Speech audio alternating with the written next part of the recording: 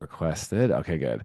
I am Tony Gapistone, and I am the founder and executive director of BraveMaker. And we are this is the BraveMaker Mastermind, but we are in our 41st session, which is kind of cool. So 40, yeah, 41 times of meeting here on Zoom, really to provide professional development and creative inspiration, and hopefully to inspire all of us, myself included, to keep going, keep moving forward, going after our creative goals. So every single week we have, not every single week, but most weeks we have a guest speaker who will come and share insight and we get to dig into their career a little bit. But before we do that, let me just remind you, if you are new, we have some guests today, and we should have a new member who's joining us today. Always use the chat, put your information in your preferred place of interaction on social media. That would be fantastic. And then we'll do some Q&A after our 30 minutes here. I also wanted to tell you we have a new t-shirt store that is up and running. So if you want to grab any of our shirts, I'll put the link in the chat. As we get closer to the film festival, we're excited to also release some new festival and Brave Maker shirts coming up too, designed by one of our designers, Misty Diller. So I'll put the link in the chat. It's bravemaker.dashtree.com. It's a new site that we've been using, that we are using now. So check that out. And then also a reminder, if you are signed up, I hopefully emailed all of you so you know if you're signed up for Justin. Oh my gosh, my brain, I'm blanking on his last name. Justin Lee's screenwriting class. You can be reminded that it is now April 12th. So it's Saturday, April 12th. And if you want to sign up, you still can. It's 9 a.m. to 11 a.m. Pacific time. And this is Justin, who was on this Zoom about a month and a half ago. He works with Lord Miller, did all the Spider-Man movies, Mitchell's versus the Machines, Los Freakies, and he will be really doing an intensive screenwriting course. He told me, I talked with him 2 days ago, and he said, tell people that if they have scripts already, this would be great for them too. If they feel like they have problems they need to solve and get around some obstacles that just they're not able to move. But he will do all sorts of deep dives into the craft and all sorts of things on the page. Okay. Remember, you get $50 off. I sent the link for the coupon in the weekly email. So make sure you check that out. Okay. With no further ado, let me bring in our special guest. This is what I love about the creative community and what I love about film festivals is if if Sundance didn't exist, Brave Maker maybe wouldn't exist either. I have been so inspired going to Sundance every single year since 2013, meeting great people, being inspired, and I have so much to thank for Sundance giving me the idea to start BraveMaker. Well, when I go to Sundance, I like building relationships and meeting people. And I met our guest today briefly a couple times, and we got to talk a little bit, but this is cool because now we get to do deep dives into her career and talk about how she became a filmmaker and has like 8 friggin' feature films and counting. So let's welcome Alexandra Boylan. Hi, Alexandra. Hi, thanks for having me. Hi, everybody. Hi. Yeah, tell us a little bit about your life. You're a writer, director, actor, producer. You have a production company with your sister that sounds like it should be a musical number, the Boylan Sisters. Tell us a little bit about who you are and how you got connected. Yeah. My quick story is that I loved acting my whole life. I grew up in Massachusetts, started auditioning in Boston, was like really gung ho at 14. I was like, I know I'm doing this with my life. So I used to audition in Boston. And then the second I moved to Los Angeles, California. I was 19 years old. I went all by myself, which is crazy when I look back now that I moved out from Boston, drove a car across country and moved to LA. And I was like, I'm going to be a movie star. And then, I got my butt kicked by Hollywood, like Mhm. so many hopeful actors do. And I spent really 10 years pounding the pavement. I did some independent films, but I just couldn't get an agent, and the chicken and the egg thing. I couldn't get an agent to get me credits, and I didn't have enough credits to get an agent. And I spent 10 years kind of doing the same thing over and over, expecting different results, waiting tables, auditioning. And then in 2009, pretty much 10 years from moving to LA, I woke up and was just like, if I keep doing this, I'm gonna have nothing to show for my Hmm. life. And Hmm. I'm already almost 30 and I've got to do something different. So I heard that the industry was booming in Albuquerque, New Mexico. And Mm. I was like, okay, I'm gonna leave LA and I'm going to go to Albuquerque and give it a try. So I left LA. I moved to Albuquerque, New Mexico. Same Toyota Corolla that took me to LA into 1999, took me to Albuquerque. And I moved out there, and it was the best thing I ever did for my life because I think in LA, I felt so stuck in this box that I was like, I'm just an actor. That's all I am. And you kind of, Mm. especially back in that time, there wasn't a lot of multi hyphenates in the business. It was kind of like you picked something and that's what you did until like Britt Marling, who was actually making her own content. And I knew Britt from acting class. Britt Marling did, Another Earth and Sound of My Voice. And so I was, and so I was looking at other people going, oh, they're making their own stuff. So when I moved to Albuquerque, I actually started standing in. I was Megan Fox's standing on a movie. I was Kat Denning standing on Thor. And on set, I was meeting all these filmmakers who were also not doing what they wanted to do. And I was like, well, wait a minute. Why don't I just pick myself and make my own movie? And Hold up. so Pick yourself. Put that in the chat right now. That is a pick quote. yours. Pick yourself. Are you picking yourself? And what does it look like to pick yourself? Okay, keep going, Alexandra. Yes, I picked myself and I was like, I am going to figure out how to make my own movie so I can star in it. And so me and my friends had done some shorts in Albuquerque. And the thing about Albuquerque was it was a low income state where we were working on union jobs. So everybody could take time off to make something. We're in LA, we were just struggling to survive. So we made a bunch of shorts. And then I was like, wait, isn't shorts just a bunch of shorts is just a feature put together? Let's make a feature.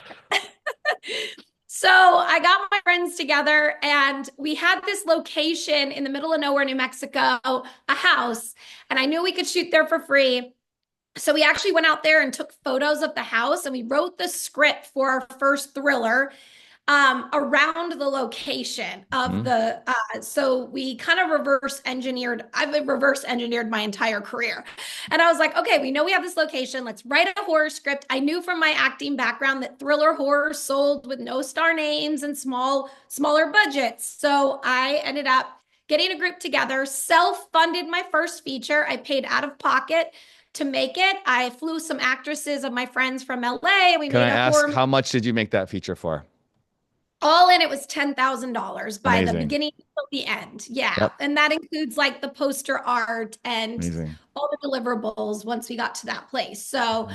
which we'll talk about that. But I had no idea what I was doing. So I was kind of learning as I went, and it was great. I learned on my own dime, which I think is really Mhm. important. I think a lot of independent filmmakers say, if I could just get money, I'd make a movie. I was like, hang Yep. on. You don't Yep. know if you can make a movie until you make a movie. And Yep. so I learned by paying for it and doing it. So we made a thriller about a girl who returns home to her childhood abandoned house, and there's squatters living in it, and they don't want to leave, and they don't want her to have the house. So she's only almost home invasion her own house. And we ended up, it's called Home Sweet Home. We ended up shooting the whole movie in Albuquerque. And then I actually moved back to Los Angeles with Home Sweet Home. And I submitted it to 15 film festivals. We didn't get into anything. And it sat on a hard drive, and I had no idea what to do with the movie. And thank goodness I went to a Women in Film event where I met Dog and Pony Creative, which is a poster company. And they came up to me and said, why are you taking a thriller to film festivals? Mm. Thrillers sell in the marketplace. You should get a sales agent. And I'm like, awesome. How do I do that? I have no idea. So they were like, hire us, we'll make you a poster, and then you will help you try to get a sales agent. So we ended up hiring them. They made that incredible poster. I mean, they made a little bit of a different one than one you saw. And they put on their website, and Ryan Keller from Instrom International actually hired them for another movie based off our poster. It looks And like you had this in multiple languages over here. Look at yeah, this. it's sold all over the world. It's so exciting. So yeah, so we got with Ryan Keller from Instrom International, and he loved the poster, and he was like, Hmm. "Oh, I can sell that off the poster." He Hmm. took it to American Film Market. This was probably in 2000. We shot the movie in 2011. And then he took it out and we sold. We sold to Image Entertainment, which is now RLJ Releasing, straight off the poster to a major distribution company. The movie was on the shelves of Walmart. It was in Redbox. It was Netflix. Like we got the whole, and it was amazing. And it's just, I would like, oh my gosh, like after 10 years of pounding the pavement of an actor, now I'm on the shelves of Walmart. That's my behind on that poster. And so, yeah. And then Uh, well, yeah, just to stop and go, all right, I want to go back to you self-funding, and this was something too that came to my realization as well, is that we're always looking for money. We need money. Yes, we need money, and it really helps to have other people's money. But what do you have in your bank account, right? What can you make a movie with? Even if it's like $500 or $1,000, you can make something. You made a feature film for $10,000 and yeah, sold it and was on Netflix. I mean, that's really huge. And now obviously things are different because this was yeah. 2012, right? But Long time still, ago. Yeah. you can and people do still make feature films for 10K. And so I Mhm. think that is a really great reminder. Again, pick yourself. I also like that you found the house. The house and the location looked amazing and perfection, right? So you can create an idea just based on what you have, right? So that's awesome. Okay, cool. Keep going. That's the UK poster. That's the UK poster. Yeah, and we had to make do with what we had. So we didn't have any money for lights. So most of the movie takes place in the daytime. And let me tell you guys, don't listen to naysayers. Everyone out there's got an opinion. You just got to keep moving forward. People are like, oh, you're not going to sell a thriller that takes place in the daytime. Well, actually, the distribution company came back being like, we love that this movie. What an artistic choice you made to shoot a movie in the daytime. And we're sitting there laughing. We're like, that's just because we didn't have any money to buy lights and light up Yeah. all this like middle of nowhere. So, like you just have to keep going with it and making it and being like, we'll figure it out. And we did figure out how to do that. And it sold to the UK. Dope.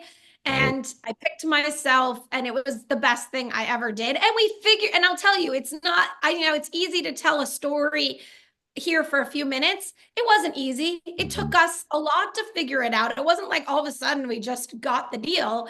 It took us a long time to make this because we were all doing it on our own time, self-funding. And I was self-funding as I went. So when I moved back to LA, we were in post-production and I was waiting tables. I found a sound designer who was like, I'll sound design this. And I was like, here's the deal. I don't have any money, but I'll pay you every week until I pay you off. So I That's would go amazing. wait tables, go to his house, hand him $100. Then the next week, give him and he worked with me. And actually, all the people I've now made 8 features. Every person that worked on this movie has worked with me ever since then. So be good to the people who are Yep. there and continue to hire them. And now I hire Ben Stanton on everything, and I was able to pay him because a Yep. real salary. And so yeah, it was a great learning process, and we did it and had a really good talented. It was only like probably 5 of us on set making this, you guys. So And the I want act to say, like, again, that did not occur to me to think about this. I know we often do micro budget or indie, or in the SAG terms, we do deferred payment, which means, hey, work for free, yeah, and if we make money, we'll pay you. But thinking about like paying people off in increments, that's something that never came to my mind about film, crew or cast. But that's something to consider, right? If you don't have yeah, all the money up front now, get a contract, get it in writing, and tell the people like, hey, if you're going to pay somebody whatever, $1,000 total or 3,000, I can do these increments. I had somebody come to Sundance with us this year who's like, hey, I really want to go. I can give you 50% down for the deposit. Could I make payments for the second half? And I was like, I trust you. Let's get it an email. Okay, cool. And that person came, and it worked out. I think that is, we'd have to figure out how do we problem solve the money thing, because there's yeah. so many ways to get it done. And if you think creatively about it. So yeah, that's great. Thank you. Good tips. Yeah. Yeah. Everything is figuring it out. And as a producer, it's like putting out fires and then we've done so many different ways to save money on our budgets, whether it's trading, and we'll talk about the other movie I actually made for $5,000 all in called At Your Own Risk. And, we traded drone shots for locations. So just getting creative on not just asking for favors, but how do you do trades that make it desirable for that person to give you something you need, which we do all the time on our films. So wait, so So you've got the first film, Home Sweet Home, 10K. Was the next one for 5K your second film? no, so my Okay, okay. next film is Catching Faith. And what happened was I had written a horror script about a girl who works overnight shifts in a haunted nursing home. Hmm. And I took that script to my sales agent and said, hey, could we like package this with Home Sweet Home and maybe get like a pre-buy, a pre-sale, back in 2012. And he was like, even then, he was like, they're not really doing that. And he goes, don't make another thriller. Next year, the market will be oversaturated with thriller horrors because everyone at this time is getting a camera and making their own films. And he goes, what you should make is a faith-based family movie. He goes, they're selling for higher in the market. And if you do the quality of Home Sweet Home in the faith space will knock the competition out of the water. And he said, and I am a minister's kid, so I do come from faith. And I was like, at first I was like, no, I don't know if I want to do faith-based films. They're cheesy. And I was like, but Ryan Keller was like, I'll get the money if you make the movie. The only requirement is football. And I was like, you'll get the money and I get to make a movie? Sold. Done. Yeah. Do it. Done. So, but at the time, I looked at the landscape of faith-based films and I actually didn't see any women being represented in the starring roles. So I was like, okay, I'll make a football movie, but I wanted to star a woman. And I told Ryan that, and he said, oh, no, you can't make a female-driven faith-based film. There's no numbers to back it up in the marketplace. And I said, well, that's because nobody's doing it. But I think if we could do it and prove there's an audience, trust us that women are the number one buyers of faith-based films. Mm. And so he said, okay, I trust you. He said, I'll get you $75,000. So I ended up getting rid of my LA apartment, putting everything I owned in storage, and lived out of a suitcase for a year to make Catching Faith a reality. Mm. I moved in with my sister. She co-wrote the script with me and John. And then we started lining everything up. Like I found football stadiums and we shot in this little town in Chippewa Falls, Wisconsin, was like, you can have anything, come shoot the movie here. So by the summer, we were ready to shoot. And I went to Ryan. I said, okay, Ryan, I've got the actors, I've got the locations, I've got everything lined up. I need the money. And he was like, do you know how many people I've made that offer to and they've never taken me up on it? Boom. That's another thing. I was Okay. like, give me an offer. I'm going to do it. He said, I So get $75,000. that's so interesting that he made that offer to so many people. I don't know. I And they mean, never, what do you right. think that's about? I have some thoughts, but why do you think people don't do it? I think we had to line it all up. Like, you know what I mean? Like we did a lot of the grunt work on spec. We were like writing the script on spec and going and finding, I didn't even think it wasn't an option. I just thought, and probably people probably walk away going, yeah, but then think of all the work it takes to even line it up. I don't Listen. know. But I Yeah. didn't, that was really interesting. I was like, I can't believe every filmmaker wouldn't jump at someone giving them money to make a movie. And so anyway, so he got us the $75,000 and we shot Catching Faith in Chippewa Falls, Wisconsin, hired the same poster company. He took that movie to market. And a lot of people said, oh, you're never going to sell a faith-based movie after you made a thriller. Naysayers, kick them to the curb, because guess what? We sold Catching Faith to the same company that bought Home Sweet Home, RLJ Releasing, because you make good movies, people want them. And Catching Faith sold and went on to become the top 5 consistent selling movie for RLJ Releasing. Snap, we were on to something with making female-driven faith films, even though the poster has a boy with a football. The distribution company still marketed that, but it was great. It was on the shelves of Walmart. This movie has made all in $75,000 and has gone on to gross a lot of money for the distribution company and paved the way and what we learned too was I had done so much work in thriller horror genre of trying to build an audience and doing press releases. And then I flipped to faith-based because I do a lot of my own grassroots marketing. And at the time you reach out to every single person and be like, you got to do an interview with us. So I was like, okay, I'm going to stick with the genre because that's a lot of work to switch genres. So then, Catching Faith did so well. We went off and wrote a Christmas movie. We made Catching Faith for 75,000. It sold to RLJ Releasing for 250,000, Woo! which is amazing at the time when we got MGs from distribution companies. And then And hold we on, wrote for those who don't know what an MG is, can you share what that is?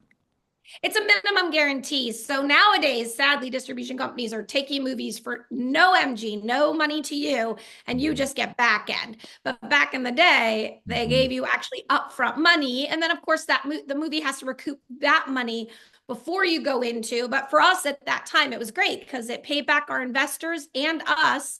And then what's really funny though, you guys, is that Catching Faith came out. It did get 2 years on Netflix, but the numbers were dismal. And Ryan was like, okay, let's just move on from Catching Faith, pretend that doesn't happen, use the sale of the movie to raise the money for the next movie. So he went out and raised the money for Wish for Christmas, our Christmas movie, off of the sale. And we thought, you guys, we thought we had a failure on our hands, that Catching Faith didn't do well. And fast forward 8 months, the once word of mouth hit, our numbers skyrocketed, and RLJ requested a sequel. So never give up. You never know. Even if your movie comes out and it's like crickets, it doesn't mean that it won't find its audience. It just might take a little time. Woo, what a roller coaster. Super inspiring, the idea of okay, just make something. Also the naysaying things. I hear this a lot with writing as I'm writing and directing.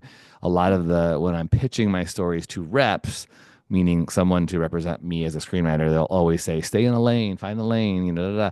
And I get so frustrated by that. But I understand from a business and commercial perspective, they want to know what does Tony Gapstone write? What does Alexandra Boylan do?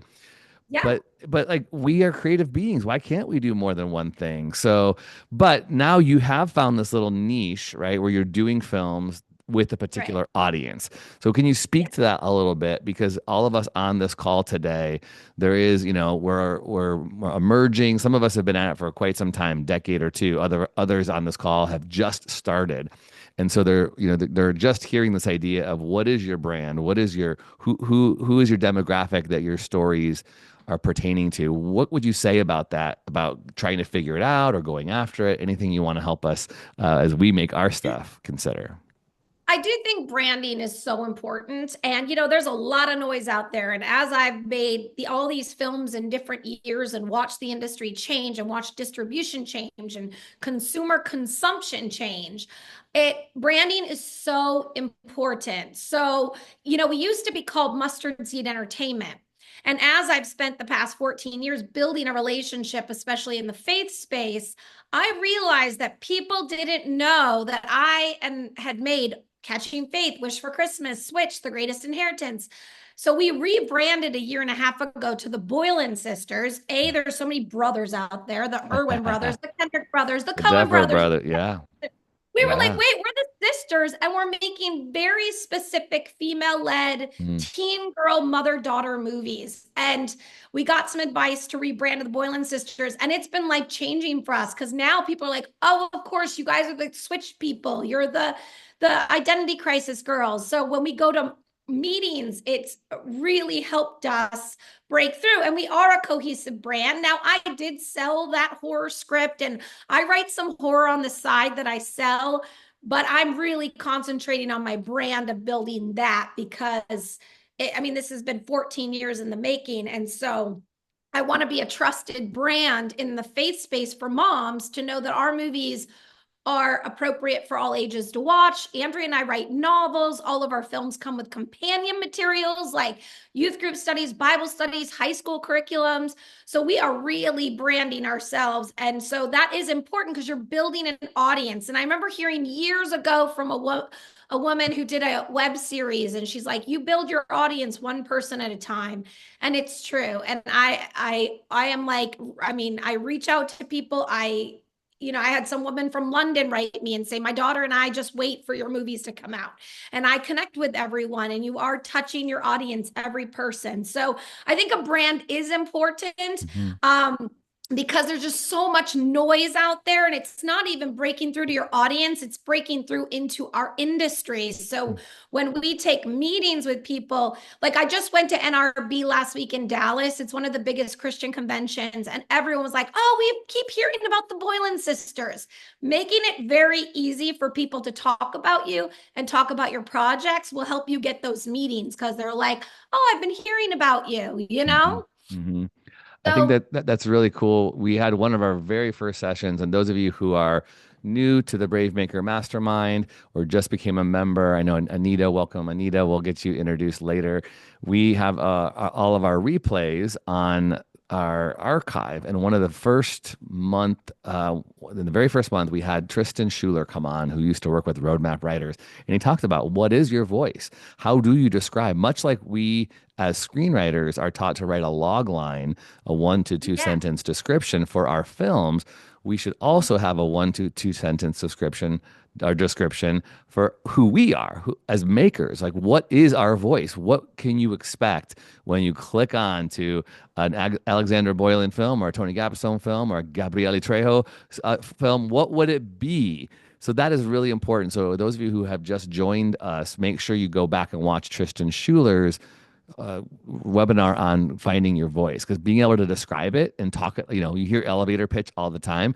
You need that 30-second, this is who I am. This is the blurb of who I am. That doesn't mean you can't do other things and you can't do drama and romantic comedy and horror, but it really is something commercially, because this is show business.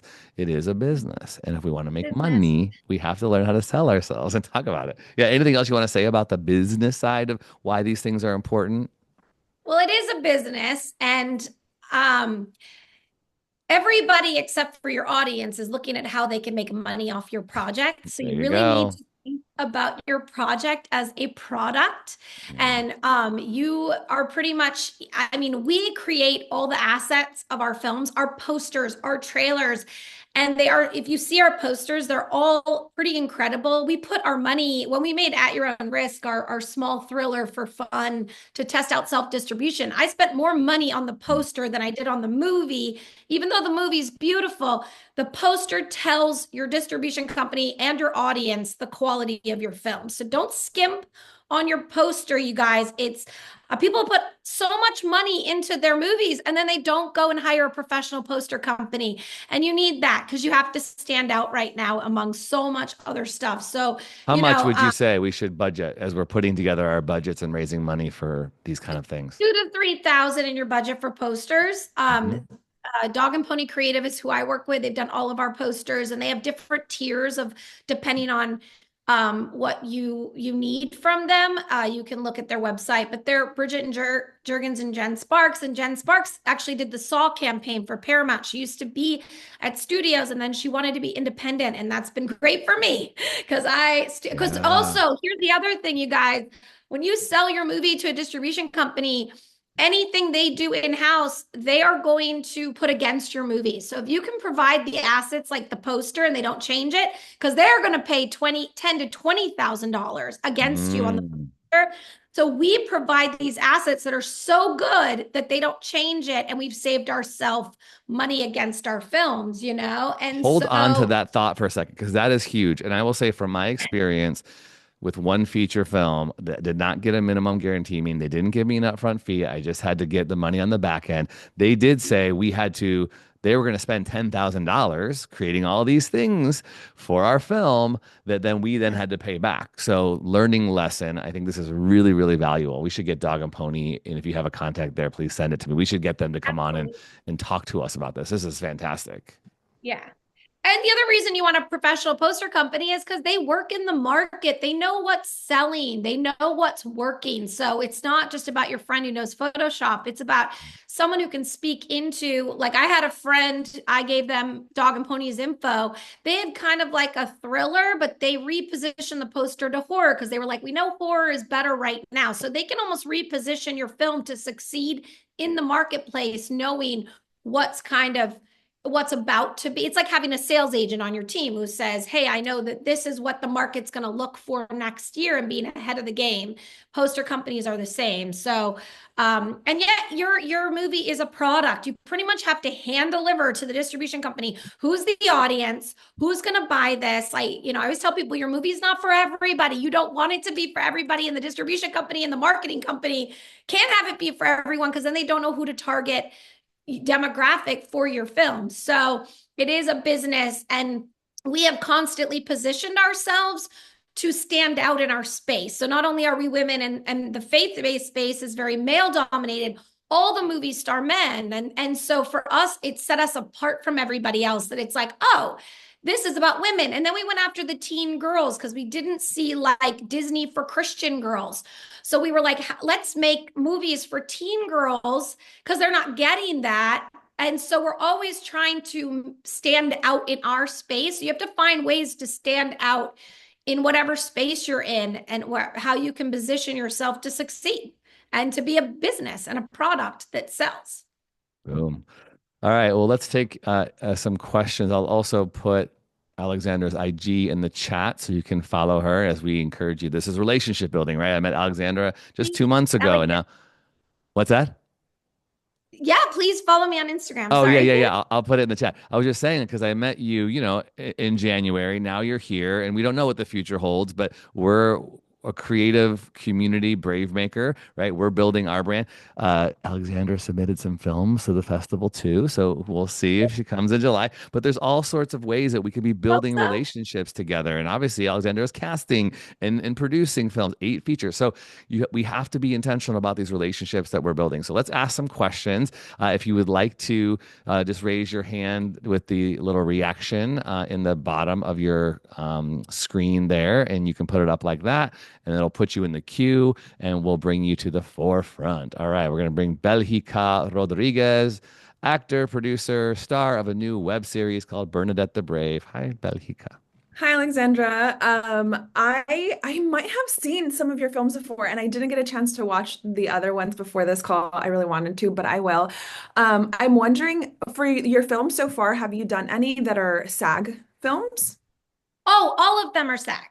Oh my gosh, that's amazing. Okay, then my question is gone, because I was going to ask about the jump between non-union to union, but I am so happy all of them are union. That's all. Everything's union. Yeah. And of course, because we were SAG New Media. Home Sweet Home was way Right. back when we were able to make a deal with the union, where the union told the actor, okay, you can make a deal with the producer. So I didn't have to pay the actors, but they could work. And now that's changed as we've changed contracts. But all of our movies are Screen Actors Guild. We're but non-union crew.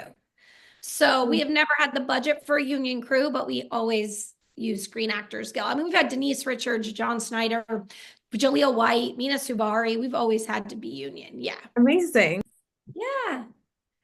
Awesome. Thank you, Belgica. All right, we will bring in Stacy next as I look for the thing here. Stacy, Hi, come on in. Alexandra. Stacy is also a Thanks so filmmaker much. and on our board of directors. Hi, Stace. Hi. So you mentioned that one of your films had a crew of 5. Yeah. Was that your first film? So Home Sweet Home was pretty much 5 of us. And then there's a film called At Your Own Risk that we made in 2015 to test out self-distribution. We made it 4 of us. Helena Santos, I don't know if anyone knows Helena Santos from Ms. in the Biz. John and Rick and I went out to the New Mexico desert yet again and shot a geocache treasure hunt movie. And we paid all in 5,000 and 4 of us on set in New Mexico, holding the boom and the camera and making the movie. I So love it. Wow, wow, wow. And real quick, with the SAG, for your first films, did your producer submit the application for the SAG? You me did. Yeah, that's what I was did multiple roles. everything. That's what I was asking. Yeah, because Yeah, I'm I having to did do that too, just SAG. a lot of different roles, but it's fine. Yeah. Sometimes I vacuum the sets at the end of the day too. I really do everything. But yeah, I applied for SAG for every film I've done. As we've worked with others, sometimes we'll all take turns, like John Graham did on Inheritance, but each take turns dealing with SAG. Got it. Thank you so much for the info. You're welcome. Congrats. That's awesome. And Thank Stacy you. is making some stuff this month. We're excited Yeah. with a small crew like that. Let's go. Let's go. Okay, we're gonna bring actor Jacob Gunter. Hello, Jacob. Hello, Hi, hello. Jacob. Thank you so much for being here, Alexandra. It's been so cool hearing your whole process and your journey, where you've been and where you are today. I've also seen, I think, a couple of your films before, which has been really cool to like see the woman behind it all right here and talk to Hey, you. thank Um, you. yeah, of course. So I guess one of my main things is I'm currently writing my first short film. What are some of the things, and I have a feeling I'm going to be a big portion of doing a lot, uh, as one does when creating something for the first time. What are some of the obstacles, some of the things that you didn't expect to have to overcome, but you did anyway? Like I know that some of your advice is like, don't listen to the naysayers, don't let anyone else's opinions that don't really know what are like negativity affect you. What are some of the main things that you didn't expect to be like, oh wow, this is a really important lesson to learn that you needed to learn fast? Yeah. With the question, if you Deli want. deliverables for the distribution company was a big learning curve because we didn't know how to do deliverables. So we had to learn how to do that. Also, for a feature, we didn't know that you needed something called E&O insurance. So it's errors and omissions insurance. So when Ryan Keller took Home Sweet Home to the market and Image Entertainment offered to buy it, he was like, great, send me in your E&O insurance. And I was like, what's Mhm. that? And I didn't know. And I didn't have the money at the time to pay for it. I think it was like $2,500. And I Yep. was just a waitress, like literally scraping the bottom of the barrel to survive. So I was like, Ryan, I don't have E&O insurance. I didn't know about E&O insurance. And he's like, well, you can't sell your movie without it. And I said, well, what do I do? And he said, I'll front it and take it out of the sale. So that we had the sale. That's also having a great sales agent who is amazing. Ryan's been everything to my career. But so that was a big learning curve. Now I put that in the budget and I know that I need E&O insurance. And I think every time it's learning something I didn't know I needed that and it's okay to go, okay, I didn't know that this time, but I won't make that mistake next time. Every movie, I'm learning something new that I'm incorporating into the next movie. And then, we shot The Greatest Inheritance in July of 2020. And on top of being independent filmmaking, we had to figure out COVID. And so we did though. And we were one of the first to go under the SAG contract in Georgia. And, a lot of this business is kind of figuring things out. Like we spent that whole 6 months before July learning go every Friday on a call with our producers going, what are the COVID guidelines? Let's make this all up. So when the time comes, we can present to SAG that we have a plan. So I think just like always being ahead of and that's a big learning process. And I think, I've learned so much along the way. And the industry is changing as quickly as I'm keeping up too. Mhm. I've had movies come out at DVDs and then now we don't have DVDs and now it's so but I think the E&O insurance was a big learning curve and I guess I'd have to go on my memory bank. There's always, but you figure it out. You just have to, I told the actor who's the lead actor in Home Sweet Home, he didn't want to do our movie because he's like, I'm not giving you my time and energy. And I said, I promise that no matter what happens with this movie, I will finish it. I can't guarantee where it's going to go, but you have my word that I will finish it. And I think that's a big lesson for you guys. Anyone can start a movie. Yep. Not everyone can finish it. Be a Yeah. finisher and surround yourself with people who finish with you because Yep. people drop off, they get busy. So you have to be like, I am going to finish this and be a person of your word. I love that. So Thank you so good. much. That's really Thanks. insightful. Thank you, Jacob. And even more than the finishers are, I think, the people who just do and start, because like a lot of people talk about doing and then never do, so you got the people who talk about doing it, the people who start it, never finish. It's like, oh my gosh, it's a rare percent that actually do it, finish it, get it out, and keep going and making more stuff. All I right, think let's some people like to talk about it more than actually do it. And I know because in New Mexico, a lot of other filmmakers were having parties and talking about making stuff. And our team wasn't having parties and talking about it. We were just over there making stuff. And Yep. so I think there's so much of putting it on Instagram, making it look glamorous, not just take the time to go do it. And then you get to put it on Instagram That's when you have right. That's right. Belika in the comment says, like people when they say they're going to work out, yeah, just do it, right? We got Dashel, then Do it. Gabriele, then Michelle. Hi, Dashel. Good morning. Hi, I'm Dashiell, and when you mentioned that you write your own books, Yeah. I was very interested in that because I'm actually have been for many years been writing my very first novel.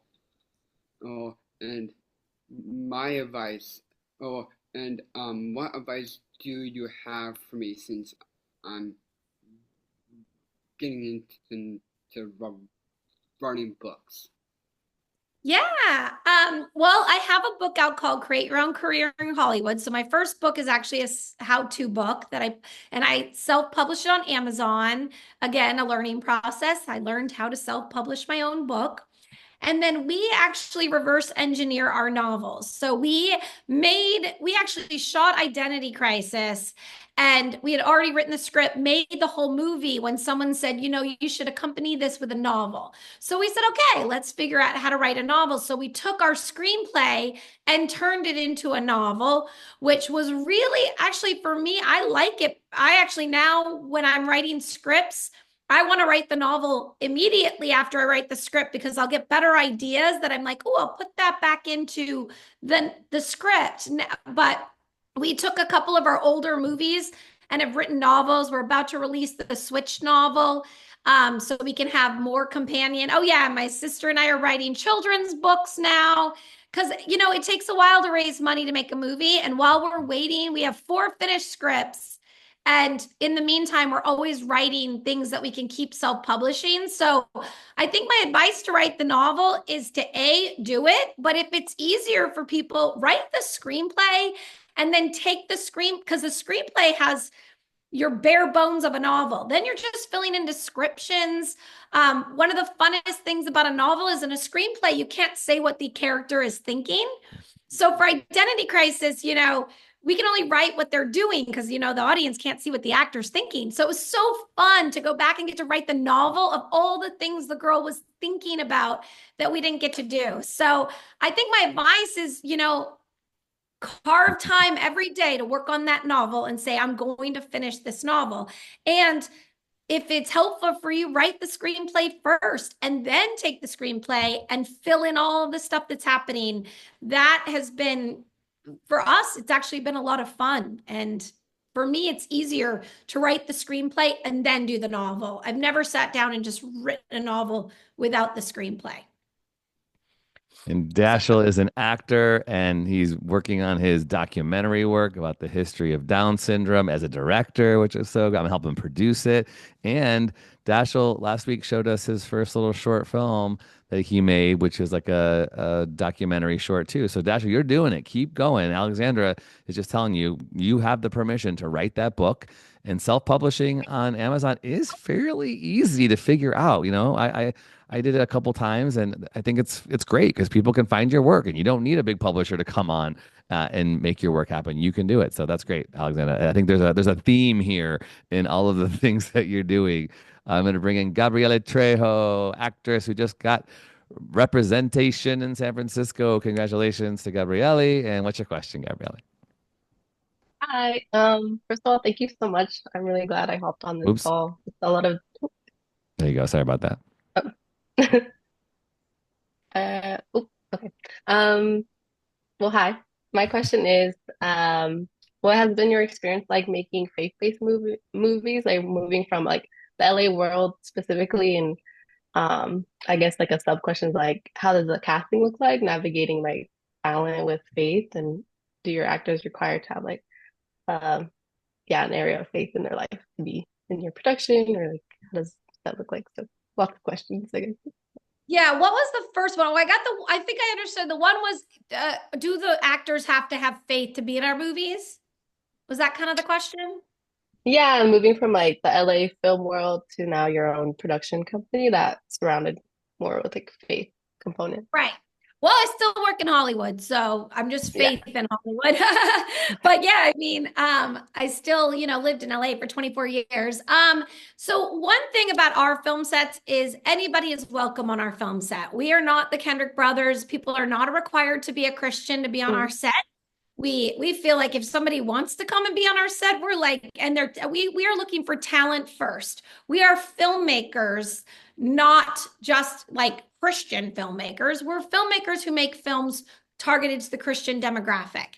And we're really outside the box. I mean, we do movies about girls who switch bodies and a girl clones herself. So we're kind of outside the box in the Christian world, but anyone is welcome. They do not have to be a Christian. We go after talent that is talented. And then, as long as you're okay and respectful that there might be people on set that believe in God and not to disrespect someone's faith. Obviously we've had some people come to set and make fun of us. And I was like, why would you want to come and be here and make fun of people who believe in God? So anyone's welcome as long as they are kind and loving and welcoming of every faith. And then we work with Lisa London and Catherine Stroud are our casting directors. I used to cast all my own films before I got a casting director. So I would do Actors Access and I would go through all the submissions and my director and I would sit down with actors. I'm telling you, I've done it all. And then when I met Lisa, I met her through Women in Film and she is from Disney. And it was right before we made Switched and she read the script and loved it. And I said, listen, this movie is like Disney. I want it to be the quality of Disney in the Christian space. And she came on, casted that movie. And we do not ask people what their faith is. That is not our business. But they also know what are you going to be hearing all day. There might be some Bible verses. But I mean, we try to bake in all the faith in a really fun way where it's not in your face. We don't even say Bible verses. We might just, like in Identity Crisis, the twins were not Christians when they were casted to be in Identity Crisis. And there's a line that says that you're made fearfully and wonderfully made. And they called us and they said, that's the prettiest line I've ever heard. And I was like, well, that's actually something called the Bible. I can't take credit. I plagiarized it from the Bible. But we're always trying to make a way to put it in where it's like not in your face, but beautifully presented in a way that you are loved, because all of our movies are about love. So yeah, no requirement of being a Christian. Just ask people to be respectful that people do believe in that on our set. So, and then was that everything? Yeah, for the most part. Thank you so answer it? much. That's really encouraging because I work in college ministry specifically for like Latino students. So not only having like these faith movies, but also contextualizing it in a way they can understand when it comes to like family relationships and navigating like college and for the first time and stuff like that. So thank you for sharing. My movies are perfect for what you're doing, and they all come with companion materials. And I mean, all of our movies are really about how do we love one another and how do we that's the number one thing. How do we love our neighbor as we love ourselves? Yeah. So thank you so much. Yeah. Thanks, Gabrielle. I think too, what I also am reminded is this maybe is a strong statement, but it's not just making movies anymore. We have to find ways to layer our stories so that they can reach multiple demographics and multiple people. So you make a movie and then you create this companion piece, this workbook or this novel, and somebody might come across the novel first or the companion piece before they actually watch the movie or your poster, right? So it's expanding our minds to remember that we are a visual medium or a story-driven platform, for our filmmaking endeavors. We have to find ways to continue to get those words out, and everything is promotion in some way too, right? So if you're making a movie, what else can you create? Can you create an in-person event that goes along with if you're going to do a tour, maybe you do a church tour or a university tour, whatever your film is about. If it's about women and empowerment, you're going to find ways to go to women's groups or find a filmmaking for women group that you can connect with. All of these things are such great advice. So all of you who are making something, you all have 2025 goals. We did a session a couple weeks ago about what our goals are. Go back and look at those goals and see what do I need to do or add to my strategy list based on this conversation we're having with Alexandra today. I'm going to bring in Michelle, who won our raffle last week, and that is why Michelle is here. Hello, Michelle. Thanks for being here. Hello. Thank you for having me. I was actually going to give this raffle to my partner because he's a writer and trying to produce his movie. but we have to live a life and somebody has to work. So I go into work in the afternoon, he works in the mornings. So my question on his behalf is, you mentioned that you had done sequels. How do you not wrap it up in order for it to go to a sequel? Or what kind of art is produced where you're like, this story can go on? That's a great question. I mean, all of our stories can go on, even if, I mean, Catching Faith does completely wrap up in the end of Catching Faith 1. So when we got the opportunity, which was an output deal, it was a negative pickup deal, the RLJ releasing offered to buy a buyback deal. So they wouldn't fund it, but they would buy it back for whatever amount that we made it for, which, well, they told us how much they'd buy it. Then we raised private investment. And then I just, we just took the 4 characters of the family and said, okay, where are they 4 years? Because it's been 4 years. So we just picked the story up 4 years later and was like, it was fun because they're in high school and now they're graduated college. So we got to like go, where is all the characters now? And we could do that for any of our scripts. I mean, The Greatest Inheritance at the end kind of does leave it open to play more games, but it still wraps it up. So we make sure that every movie is wrapped up, but leaving it open that we would be able to write a sequel on any of them. It'd be fun to do Switched. And then actually we in Identity Crisis, we finished it in the movie, but we didn't kill the machine that she clones herself on purpose. One of the original scripts, she goes and destroys the machine. And we were like, oh no, we can't kill the machine because what if we could have a sequel? So we kept the machine. And then in the novel, because we wrote the novel after, we have an end that leaves a cliffhanger in the novel for the second one, which again, like had I written the novel ahead of time, I probably would have put that in the movie, but it was afterwards. So we leave it with a cliffhanger with there's a sequel and that they can continue to clone themselves. But I think it's just being conscious of that you could write a sequel for any of your movies. We never in our million.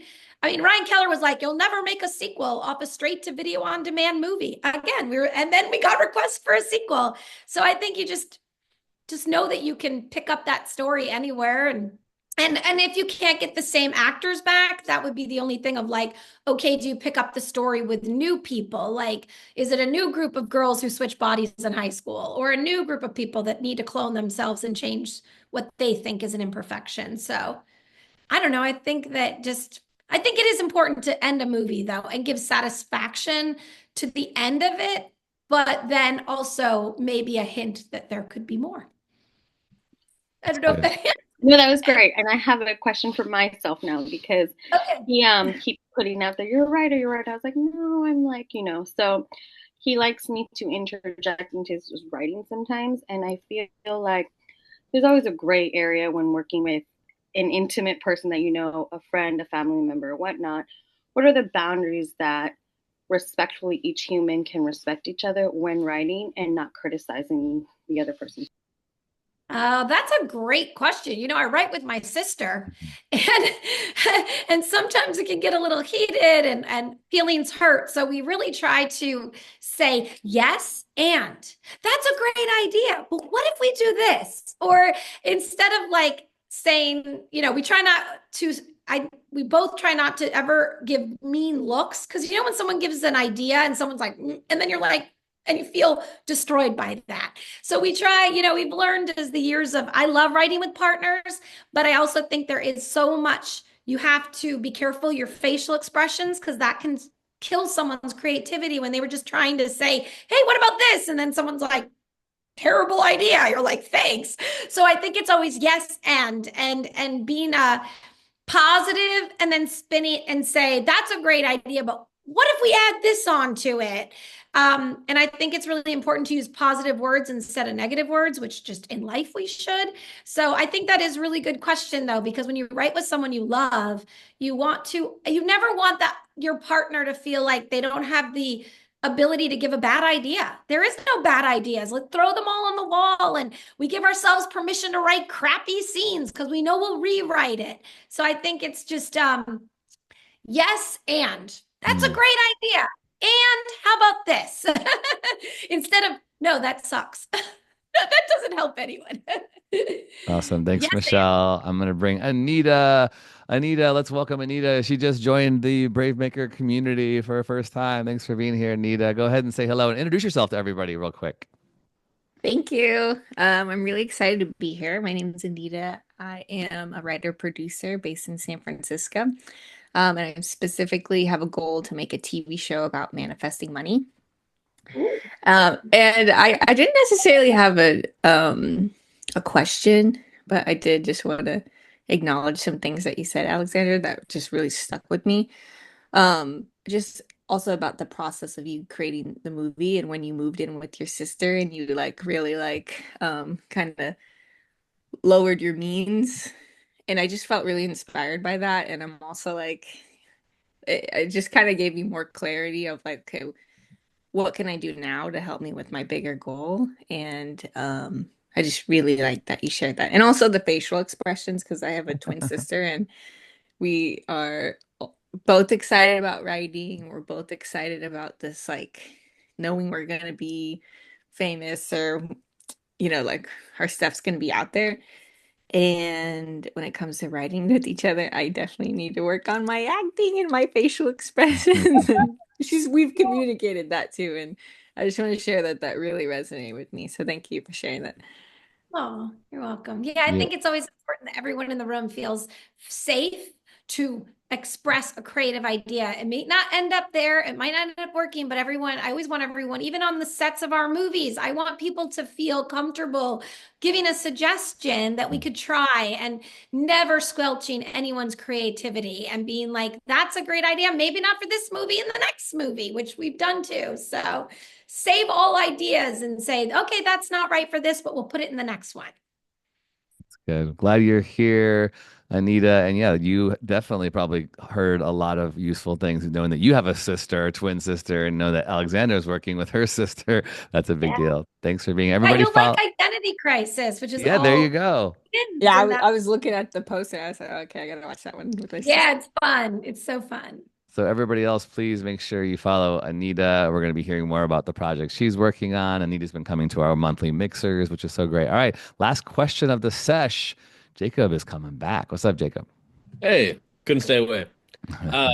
Good question. So how it sounds like you've in terms of like moving, you've moved different places and tried different things. How functional do you think it is to live in LA? Because I'm up in the Bay Area. I think most of us are. What are your thoughts on that? You know, I think what's so great about Zoom in the world is you can live anywhere nowadays. You don't have to be in LA anymore. Now, granted, I did spend 24 years there building relationships. I do think this business is all about relationships, how you know people. It's not just who you know, it's how you know them. This is a long game, you guys. Like I've had people come in my life 15 years after I met them and helped my career. Sometimes it takes a long time to build relationships and trusted relationships with studios. I've been talking to Netflix for like 6 years. We haven't made anything yet, but I continue to nurture that relationship. So when that happens, so I don't think you have to be in LA. I do think you'll need to invest in going to like Sundance or I invest right now. I'm a nomad again. My husband's a first AD. I'm in New York at the moment. He wants to live in Montana. I'm like, what am I going to do in Montana? But the truth is the whole industry is Zoom. So you can work, but I think you have to invest in continuing to go places where you can connect with people in person. Because I think there's only so much we can do on Zoom, and then invest in really specific conferences that are right for you. I invest in Christian conferences and I fly around the country and go and see people. And then you spend that whole year following up with people, doing Zooms, and then you go back the next year and see them in person. There is so much power in being in person. But you know, Atlanta, Nashville, New Mexico, there's so many film markets that you don't have to be in LA anymore, or New York. It's great. But I think you have to be a go-getter and a hustler, right, Tony? I mean, this industry is hustle. And I'm 45 years old and I'm like, gosh, I'm exhausted, but I can't stop hustling because I'm the only one who's going to work as hard for me as no one's going to work harder than I am for what I care about. So Yeah. Yeah, Awesome. I know. Thank I love that this is the first time at the very last minute of the session you're telling us you're in New York right now, actually, which is a great reminder. You don't have to be anywhere these days. Everything is digital. And so those relationships that you build over time, you continue to build on them and you go where the work is, or you make the work happen where you want it to be. So this is so good. You have a wealth of knowledge to share, and this is the end of our session today, but I'm sure we will reconnect. Alexander, is there anything else you want to say before we close up here? Yeah, you know what's on my mind is that I do think this industry is challenging. It's hard. It takes your life. You got to be passionate about what you do. And I think that like if you're at it for money, it's the wrong business. You have to love what you do and care so much. So I care so much about the next generation of women. And so I pour my heart and soul into making these movies because I want to empower young girls to know that they are worthy. And so I think you got to find the thing that sets you on fire because this business, unless you're Steven Soderbergh and all the big ones, there's not a ton of money in it. It is a lot of sacrifice. So you have to love it so much that it will fuel you to keep going. And also, I didn't know I do faith-based, but I found a way to take my passion and put it into faith-based. So wherever you go, whatever genre you decide to do, I think you have to not just be like, I'm going to make this movie because I think I'll make a bunch of money. No, because it's like a singer says, be careful what song you record. You're going to spend the rest of your life singing it on stage. It's the same with movies, you guys. I'm still hustling, catching faith. Right now, I'm working on getting on the Angel platform. I'm working on you're going to work on those movies for the rest of your life. You're going to do interviews. So you got to love what you're doing and be okay for the next. I made Catching Faith in 2012 and I'm still working on it in 2025. So, and all my films, I'm constantly still out there hustling, getting new platform deals, getting new connections. So make sure that you love it because the money isn't sustainable in this business to keep you going. It has to be the project you create and the audience you care about that you're going after. Boom. All right. Well, let's take a photo. We'll screenshot everybody. Thank you so much, Alexander, for being here today. We'll make sure to keep following your work and boosting your signal. We'll do some clips of this on our Instagram over the week. So everybody look into the camera if you'd like. Here we go. 3, 2, 1. Fantastic. Okay, well, that's all we got, Alexander. Thank you so much, and pass on our well wishes to. Yeah, this is great. Please reach out to Alexandra if you have questions or comments. Watch her stuff, rate them, share them, all that kind of thing, and we'll see if we can reconnect with you in the future, Alexandra. This is so good. Thank you so much for your time. Thanks, you guys. Have an awesome, blessed day. All right. See y'all. All right. Remember, members, check your emails for all the things coming up. Our next mixer is up already. Remember, You Go Free is April 3rd, Thursday. We have the Screenwriters Intensive. And our fundraiser for the Film Fest is March 30th. So come and support the 2 comedians coming out from LA. And let's hopefully see our film festival for the year 7 be fully funded. Okay, cool. Thanks, everybody. See you next week. Thank you. Take care. Have a great day. Stacy, I'll see you in a second. Bye-bye, everybody. All right, Stacy. Hello, hello. Hi, I'm Tony. gonna